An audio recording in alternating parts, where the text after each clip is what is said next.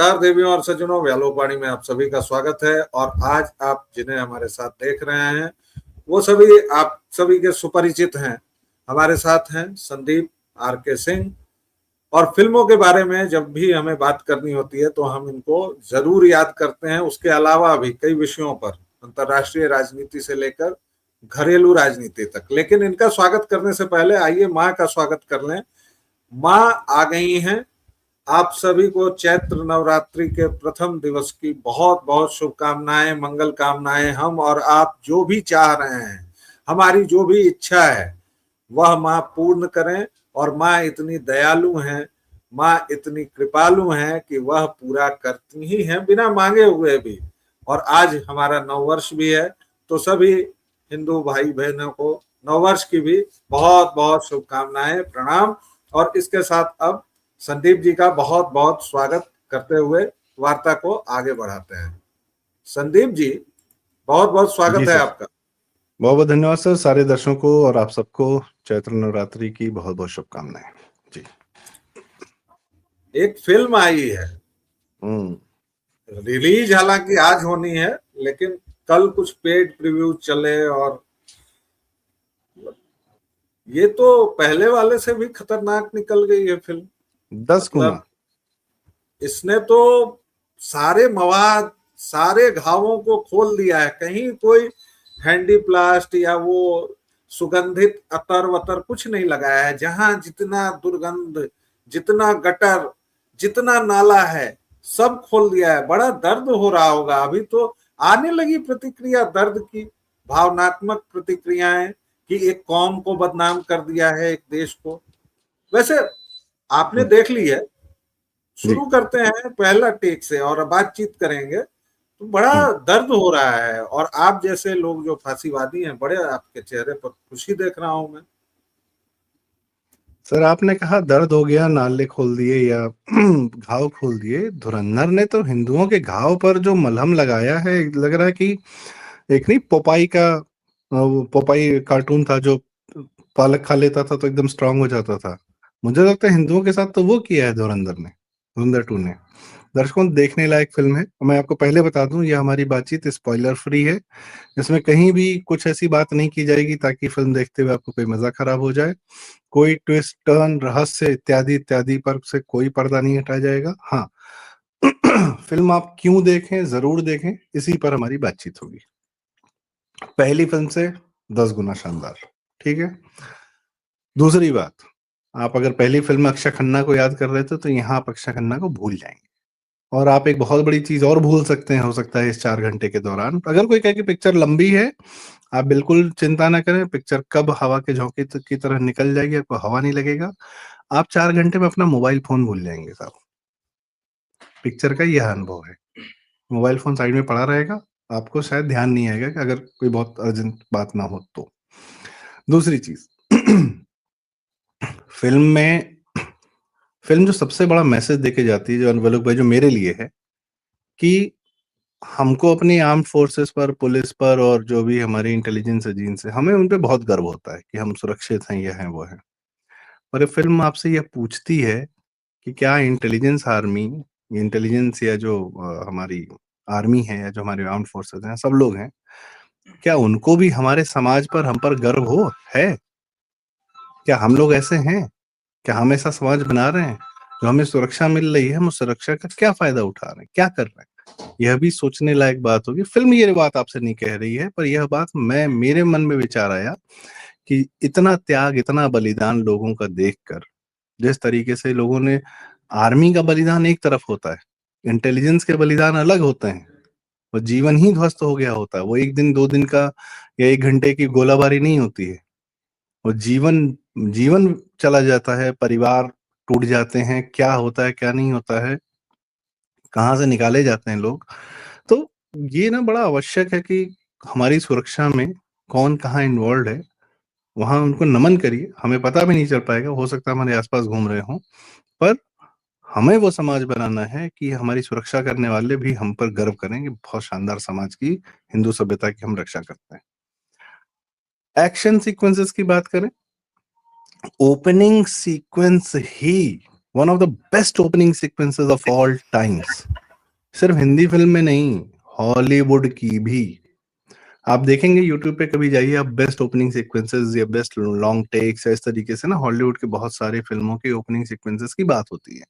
Dark night के opening sequence की बात होती है, one of the best opening sequence जो बैंक का रॉबरी है। आप उस कैटेगरी में इस फिल्म के ओपनिंग सीक्वेंस को रख सकते हैं। अब आलोक भाई, एक तो बात मैं जरूर कहूंगा, यूपी के माफिया भी दिखाए गए हैं। जी। मैं जो बात कहना चाहूंगा दर्शकों से और आपसे, वो 3 बातें कहना चाहूंगा। पहला, कास्टिंग। पता नहीं, इस फिल्म का जो भी कास्टिंग डायरेक्टर है उसको चूम लेने का मन करता है, उसको मुकेश दंडवत छाबड़ा। प्रणाम करने का मन करता है। कौन? मुकेश छाबड़ा। मुकेश छाबड़ा ही है?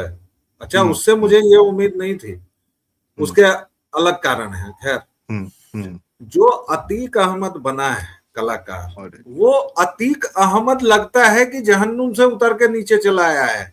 यहां तक कि वो टोन जो पुरबिया बोली होती है ना, हमारे यहाँ तो ये, अरे ये चाय वाला जब से आया हमारी हमारी, टीपू भैया को सुनिए, पुरबिया लोगों को सुनिए, वो जो खास वो जो टोन है, इतनी मेहनत मैंने कभी नहीं देखी थी इस फिल्म का। दूसरा, एक तो कास्टिंग, चाहे वो कोई भी हो कलाकार। अरे सर, सबसे दूसरा, शानदार नवाज शरीफ जो बनाया है, आह। नवाज शरीफ देख लीजिए, जरदारी देख लीजिए, आप कोई भी पात्र, मतलब लगता है कि अरे ऐसा कैसे कर दिया, प्रोस्थेटिक है क्या है, लेकिन कमाल। और ऐसा नहीं है कि चेहरा बना दिया, वो तो आजकल कंप्यूटर से भी कर सकते हैं। उनका मैनरिज्म, नवाज शरीफ जैसे बोलता है, अतीक जैसे बोलता था, जरदारी जैसे बोलता था, ये सब का सब कलाकारों ने उतार लिया है। कितनी मेहनत की होगी, पहली बात ये। दूसरी बात, एकदम चिपके रहिएगा अपनी सीट से जब क्रेडिट्स भी चलते रहे, क्योंकि क्लाइमैक्स सबसे जबरदस्त है। क्लाइमैक्स में 3 धमाके हैं, और वो 3 धमाके ऐसे हैं कि आपकी आंखें खुली की खुली रह जाएंगी कि आए, ऐसा भी था क्या, ये चल रहा था क्या। मतलब आपने कल्पना में भी, मतलब अपनी वाइल्ड फैंटेसी में भी आदमी ने जो नहीं सोचा होगा, वो इस फिल्म का क्लाइमैक्स है।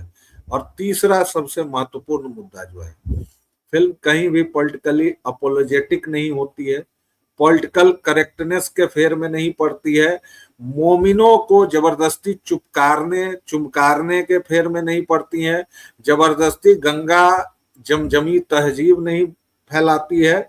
अगर आईएसआई का आदमी वही है जो वो है, वही इस फिल्म में है, कि वो कहता है कि सारे हिंदुओं को तबाह करूंगा, उनका खतना करवाऊंगा, और उनकी बीवियों से बच्चियों से क्या क्या करूंगा। और आईएसआई इसी के लिए है।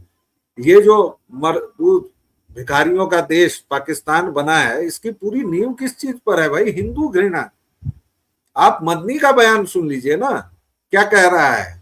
टुच्चा मदनी, लोफर मदनी, मदांध मदनी, यही तो कह रहा है कि भाई हमने तो उस समय मुल्क तकसीम में, हम तो पूरा देश लेना चाह रहे थे, लेकिन तकसीम जो किया गया वो मुसलमानों को कर दिया गया। मैं दूसरी बार आपसे कह रहा हूं, ये जो क्राइसिस है, क्राइसिस, और ये मदनी इन लोगों का भाग्य विधाता है। ये भारत को भी ठीक वही है, बनाना चाहते हैं जो फिल्म में मुरीदिके को और बलूचिस्तान को और कराची को दिखाया गया है, कि इन दिखाया गया लोगों है। ने दुनिया की बेहतरीन जगहों को लेकर क्या उसका कूड़ा कर दिया है। ये भारत को भी वही बनाना चाहते हैं। और आदित्य धर ने कहीं कोई रियायत नहीं बरती है। वैसे सैंडी ब्रो तो फांसीवादी लोगों के समर्थक हैं। मैं आप लोगों को बता दूं कि संघी। संघी। फिल्म की स्क्रिप्ट मोदी जीवा ने लिखी है, और फाइनेंस का जुगाड़ डोभाल साहब ने किया है, इसलिए उनका जो रोल कर रहे हैं माधवन, वो इसमें भी बड़ा सलीके से है और बहुत ज्यादा है। मोदी जीवा क्या तीसरी फिल्म की स्क्रिप्ट लिखेंगे सैंडी ब्रो? सर वो तो भारत में ऑलरेडी, भारत का जिस तरीके से जिस दिशा में लेके जा रहे हैं उस मोदी जीवा के काम से अभी ऐसी 10 फिल्में और निकलनी चाहिए अलग अलग क्षेत्रों से। सॉरी। एक फिल्म तो इस पे बननी चाहिए कि बॉलीवुड किस प्रकार से पाकिस्तान का समर्थक रहा है अंदर अंदर, जितने खान रहे हैं, जितने जिससे फंडेड जिससे पैसा पाया था बॉलीवुड अंडरवर्ल्ड से, उस अंडरवर्ल्ड को भी दिखाया गया है। और जिस दिन आप बॉलीवुड अंडरवर्ल्ड के उस चेहरे को आप देखेंगे, आपको और मजा आ जाएगा, अगर मजा आ जाएगा कि वाह, क्या छवि गढ़ी गई थी और क्या छवि निकली, क्या रियलिटी निकली। दूसरी बात जो आपने कहा, एक एक बड़ा सीन, एक बड़ा शानदार सीन है सर, वो भी मतलब मेटाफर्स बिखरे पड़े हैं पिक्चर में। राहुल गांधी ने कुछ दिन पहले बोला था कि देश में केरोसिन बिखरा हुआ है और आग लगने की देर है, कहा था, एक डायलॉग आया था राहुल गांधी का। फिल्म के क्लाइमैक्स में आप उस केरोसिन की ऐसी की तैसी होते हुए देखेंगे। वो केरोसिन शब्द ही पाकिस्तान ने दिया था, वो केरोसिन भारत में पाकिस्तान ने ही बिखेर रखा है। केरोसिन हमको आपको इस्तेमाल किया, जमाना बीत गया। आजकल आदमी एलपीजी, पेट्रोल और इलेक्ट्रिकल कंडक्शन, ये केरोसिन लेकिन इस्तेमाल कहाँ होता है? जो 50 साल पहले देश चल रहा है वहां पे उनकी शब्दावली इस्तेमाल की थी राहुल गांधी ने। और फिल्म के क्लाइमेक्स में फिर वो केरोसिन के साथ जो होता है सो होता है। एक्शन सीक्वेंसेस अद्भुत, अद्भुत। कहीं कोई ऐसा एक्शन सीक्वेंसेस नहीं लगेगा कि ओवर जा रहा है, टॉप, ओवर द टॉप जा रहा है या आपको जबरदस्ती का हो रहा है। नहीं नहीं नहीं, सब बढ़िया अपने हिसाब से, सब कुछ शांति तरीके से होता है फिल्म में। दूसरी बात जो आपने कहा, पाकिस्तान की असलियत, इस्लाम की असलियत बहुत कायदे से दिखाई है कि भाई साहब, आपके अंदर का अगर सेकुलरिज्म नाम का जरा सा मवाद बचा है, निकाल के फेंक दीजिए। और जो लोग भी सेकुलरिज्म की बातें करते हैं या जो नेता इन मुसलमानों के फेवर में, जो भारत के अंदर का पाकिस्तान है, वो भी यही है जो पाकिस्तान के अंदर का पाकिस्तान दिखाया गया है। सब इंटरनल पावर स्ट्रगल में एक दूसरे को मार रहे हैं। वो भारत को भी यही बनाना चाह रहे हैं। भारत का हिंदू जैसा शांत नहीं है कि आराम से हम लोग वोट दे रहे हैं, चलो चुनाव में जीत गए तो ठीक, हार गए तो ठीक, कोई बात नहीं, कोई और विधायक हो गया फाइन। इनके यहाँ फाइन नहीं होता है। इनके यहाँ सत्ता प्राप्ति ही एकमात्र लक्ष्य है, उसमें ये अपने ही लोगों को मारते हैं। ये भी फिल्म में दिखाया गया है। और फिल्म जहां आपको रुलाना चाहती है ना, वहां फिल्म आपको रुलाती भी है। रुलाती मतलब आपको वाकई में पेन महसूस होता है परिवारों का। जी। अच्छा, आपने दो बातें जो कही, मैं बार बार लोगों से भी सुन रहा हूं कि बड़ी लंबी 4 घंटे, ठीक है, आज का क्षण जीवी ट्विटर जीवी समय है, 20 सेकंड की रील देखते और स्क्रॉलिंग की आदत है। लेकिन मैं आपको बता रहा हूं कि इस फिल्म की सबसे बड़ी खासियत ही यही है कि 4 घंटे बीत जाते हैं, मध्यांतर कब आता है नहीं आता है पता नहीं। अधिक से अधिक इस फिल्म को अगर काटा जाता तो 6-7 मिनट काट सकते थे। वो सीन में मैं बता रहा हूं, क्योंकि सिनेमा मेरा अध्ययन का ये रहा है, आप एकदम नकार सकते हैं उसको, लेकिन पहले मैं अपनी बात कर लूं संदीप भाई। जब वो यलीना और हमजा का प्रेम प्रसंग चल रहा है थोड़ा सा, फिर आखिर में जब वो जो गांव वाले दृश्य हैं, थोड़ा बहुत पीछे से जो गाने चल रहे हैं, वो मान लीजिए 1-1 मिनट 2-2 मिनट, उससे कोई फर्क नहीं पड़ता।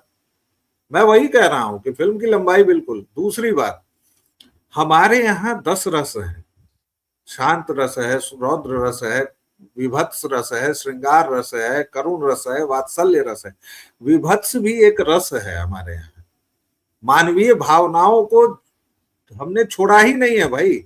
हम बहुत उच्चतर सभ्यता के अंश हैं। ये आज फिल्म बनाना सीख रहे हैं हमारे। फिर वही हो जाएगा कि अरे आप लोग तो सब में पीछे चले जाते हैं कि हमारे पास ये था, पुष्पक विमान था। नहीं भाई, पुष्पक विमान था और था। मैं तुम्हें इसका प्रमाण देने के लिए बाध्य नहीं हूं। तुमको नहीं मानना है, मत मानो। जब गधी हो सकती है उड़ने वाली, तो पुष्पक विमान तो भाई आजकल तो देख रहे हैं लोग कि उड़ रहा है। अरे बच्चों का कहना, चिड़िया उड़ो गधी उड़ना वहीं से आया है। तो ये दूसरी बात जो कही जा रही है कि भाई बड़ा बहुत हिंसा है। अरे खल पात्र हैं उसमें, सब के सब दिन रात नशा कर रहे हैं, दिन रात डकैती कर रहे हैं, दिन रात वो केवल आतंक और हिंसे में लिप्त हैं। तो वो क्या फूल दे के कहेंगे कि अब मैं तुमको मार रहा हूं? नहीं मारेंगे भाई। और ऊपर से वो उनकी जो पृष्ठभूमि है, वो तो है भी भाई कसाई टाइप। तो वो वही दिखा रहे हैं, इसलिए कहीं से हाँ, बच्चों को थोड़ा दूर रखिएगा, क्योंकि गालियां भी हैं, ये भी हैं। तो जो फिल्म का सर्टिफिकेट मिला है उस अनुसार जाइए। लेकिन फिल्म में अतिरेक है, फलाना है, ढिमाका, ऐसा मुझे तो नहीं लगा। अब संदीप भाई आपको लगाओ तो लगाओ। सर जिन सीन्स की आपने बात की कि 1-2 मिनट काट सकते हैं, नहीं, मेरे लिए वो सीन भी और एक एक पल उसका बहुत इंपॉर्टेंट था। क्यों था? क्योंकि वहां ठहराव की आवश्यकता थी। अगर वहां वो ठहरते नहीं सीन्स, तो उनका इम्पैक्ट आपको पता नहीं चलेगा कि जीवन में वो जो इमोशनल सीन्स हैं या जो इमोशनल एस्पेक्ट दिखाया गया है, वह कितना व्यथित करता है। सारा जीवन आदमी जीता किस लिए है? उन्हीं 2-4 दिन भर आदमी काम मेहनत क्यों करता है? सुबह निकलता है, शाम आ जाता है, शाम को 2 पल ठहरने के लिए। तो वो बड़ा आवश्यक था, जितना ठहरा मुझे उतना अच्छा लगा और उसमें पूरा जो फ़िल्म तेज़ी से बढ़ती जा रही है, एक्शन सीक्वेंसेस हैं, म्यूज़िक है, यह है, वो है। जहाँ जहाँ वो जाके ठहरता है ना, तो मुझे उस इंसान की अहमियत समझ में आती है कि वह इंसान क्या छोड़ कर आया है, क्या-क्या छोड़ कर आया है और क्या-क्या छोड़कर कार्य कर रहा है। इसलिए मैंने वही शुरू में कहा कि हमें भी उन लोगों के लायक बनना पड़ेगा। हमारे माँ-बाप मेहनत करते हैं, हम हमसे क्या उम्मीद की जाती है? और सही उम्मीद की जाती है कि आप जीवन में बेटा अपने माँ-बाप से आगे बढ़िए, बेहतर हो जाइए, जो भी आपको जीवन में मौका मिले अच्छे से ईमानदारी से कार्य करिए। हमारा समाज भी हमारे लिए मेहनत कर रहा है, हमारी एजेंसीज़ भी हमारे लिए मेहनत कर रही हैं। हमको अपने आप को इतना वर्थ बनाना है कि सब लोग कह सकें हाँ, ठीक है, हम लोग सही लोगों के लिए सही कार्य कर रहे हैं। Any which is coming back to the film emotional scenes की तो बात हो गई। सबसे एंटरटेनमेंट अगर फॉर्म में देखें, आप सिर्फ एंटरटेनमेंट के फॉर्म में देखिए, थोड़ी देर फिल्म आपको क्या हिलाती है, सॉरी, डिमोनेटाइजेशन के क्या कारण बताती है, क्या हो रहा था और एक्चुअल फुटेजेस का इस्तेमाल करती है। पिछली फ़िल्म में भी किया गया, इस फ़िल्म में भी एक्चुअल फुटेजेस का इस्तेमाल किया गया। आपने ऑडियंस ने जो पिछले 20 साल में स्वयं को पिछले 10 साल में जिया है ना जिस चीज़ को, उसके सारे डॉट्स आपको कनेक्ट होते हुए इस फ़िल्म में दिखते हैं, जो आपने जीवन में जिया है। जो आप कह रहे थे मोदी जी ने और स्क्रिप्ट यही लिखी है, दर्द मोदी है, यही दर्द है ना। मोदी जी वह स्क्रिप्ट काहे लिखा है, और लिखा है, इससे सिद्ध होता है कि 2 बार फिल्म में भी दिखता है। सर एक एक बार सीन का तो मैं वो ज़िक्र करना चाहूँगा। गूज बम्प सीन जो है, मैं भी बता दूं जरा, उसके बाद आपको पूरा सुनेंगे। भाई जो गूज बम्प सीन है कि मैं नरेंद्र दामोदर दास मोदी, और उसके बाद जनता की जो सीटी आती है, जो तालियां बजती हैं, माने मोदी जीवा का तो कुछ बिगड़ नहीं पा रहा है, मोदी तेरी खैर नहीं टाइप मामला था, लेकिन अब तो मामला कुछ गड़बड़ है। दूसरा, नोटबंदी का पूरा भाषण भी वैसे सिखा दिया है। तो ये फांसीवादी सरकार है, इसलिए दर्द हो रहा है। और डॉट्स तो जनता खोज ही रही है। पहले में ब्लॉक किसने बेचा, वो भी जनता को पता चल गया है। अब पता चल रहा है कि बुचड़ खाने क्यों बंद हुए, नेपाल में अचानक आना जाना भाईजानों का क्यों बढ़ गया था, तमाम चीजें। फिल्म कहीं अपोलोजेटिक नहीं है, 2 मुद्दे बस। सर ये अपोलोजेटिक नहीं, फ़िल्म प्रैक्टिकली करेक्ट होने की कोशिश नहीं करती है जी। सर एक फ़िल्म ना ये फ़िल्म एक और बहुत बड़ा मुद्दा जो भारत में चलता है चंडू खानों में, कि अमित शाह और योगी में जो है दरार है और सेंटर और मोदी और योगी जो है एक साथ नहीं है, एक दूसरे को पीएम बनने नहीं देना चाहिए। ये जो नौटंकी चलती है ना, और ये हम लोग कई बार काउंटर कर चुके हैं। भाई साहब योगी जी का यूपी में जो लॉ एंड ऑर्डर है, वो बिना सेंट्रल एजेंसीज के इनपुट के संभव नहीं है। मात्र पुलिस के कारण लॉ एंड ऑर्डर संभव हो जाए बढ़िया, ऐसा नहीं होता है। उसमें सेंट्रल एजेंसीज का पूरा पूरा आपको इंफॉर्मेशन इनपुट सब मिलता है डेली बेसिस पे। यह फिल्म वह भी कुछ पहले हिस्सों में दिखाती है। तो दिमाग से निकाल दीजिए कि मोदी योगी शाह आपस में लड़ाई कर रहे हैं, झगड़ा कर रहे हैं। भाई साहब सब एक ना हमारे पूर्वांचल में टर्म है, हमारी मम्मी कहती थी, हिरिया जिरिया, हाँ। हिरिया जिरिया। तो यह जिन लोगों को शब्द समझ में आए, मतलब मुझे लगता है अगर उनको उनकी शब्दावली में हो, तो बहुत क्लियरली समझ में आ जाएगा कि सब एक हैं, लक्ष्य एक है। और यह फ़िल्म वो लक्ष्य दिखाती भी है कि लक्ष्य भारत है और उसमें कोई कहीं संदेह नहीं है। भारत के प्रति कमिटमेंट में न मोदी जी, न शाह जी, न डोवाल जी, न योगी जी और बहुत सारे भाजपा के कार्यकर्ता जो हर जगह हर दिन संघर्ष कर रहे हैं। बहुत सारे भाजपा के विधायक, नेता इत्यादि जो भी हों, भाजपा के हों, चाहे सेना के हों, चाहे किसी को भी हों। बिज़नेसमैन हमारे आज की डेट में जो ड्रोन्स बना रहे हैं, स्टार्टअप कर रहे हैं, मैन्युफैक्चरिंग कर रहे हैं, ब्रह्मोस बना रहे हैं, कुछ भी कर रहे हैं। आर्मी के लोग जो इस समय निकल कर अपनी बातें रख रहे हैं, हर दिन यूट्यूब पर बात करने वाले लोग जो भारत बनाने की और भारत बचाने की बात कर रहे हैं, सब एक हैं। सबका लक्ष्य एक है। और अब उसमें एक लक्ष्य में एक चीज और जुड़ गई है कि अब बदतमीजी करोगे तो अब कूटे जाओगे। चाहे गंगा जी में बदतमीजी करो, चाहे उत्तम नगर दिल्ली में बदतमीजी करो, अब तुम्हारी बदतमीजी सहन नहीं की जाएगी। और ये चैप्टर जो है ना, ये पूरी तरीके से क्लोज कर दिया गया है जी। तो दर्शकों श्रोताओं, हमने 20 मिनट तक आपको इस फिल्म के बारे में बताया। एक ही ख्वाहिश है, एक ही आरजू है, चूंकि माह मुक़द्दस चल रहा है तो मैं ईद खराब जानबूझकर कर दी सर, बॉलीवुड की तो बात ही नहीं की, खानों की ईद खराब कर दी। खान देखेगा भी और रोएगा भी, जितना खान है खान नहीं बॉलीवुड। जावेद देखेगा, अख्तर, पिछली बार भी उसकी नहीं जिंदगी देखा खराब था, कर दी। पिछली जावेद बार अख्तर भी की नहीं जिंदगी देखा था, खराब इस कर दी बार। इस पिक्चर ने जी। सॉरी हाँ, इस बार किसी भाई जॉन की फिल्म नहीं आई है ना ईद पर, या आ रही भाईजान है? की पिछली 10 फिल्में जो ईद पर आई होंगी, सबकी ऐसी की तैसी कर दी। तो जाइए, हिंदू ये टूट फिल्म पड़ा है जरूर जी। देखिए। और अगर आपको लगे कि ये बातचीत तनिक भी सार्थक है तो प्लीज इस बातचीत को आगे बढ़ाएं। शेयर करने से, लाइक करने से बातचीत आगे बढ़ती है, सब्सक्राइब करने से हमारी बात और लोगों तक पहुंचती है। और अगर आपने सब्सक्राइब नहीं किया है तो कर लीजिए, और सब्सक्राइब करने के बाद बेल आइकॉन जरूर दबा दीजिए, ताकि आपको हर एक वीडियो की खबर सबसे पहले मिलती रहे। इसी के साथ एक छोटा सा विराम, फिर मिलेंगे। तब तक के लिए जय जय सिया राम। जय जय श्री राम।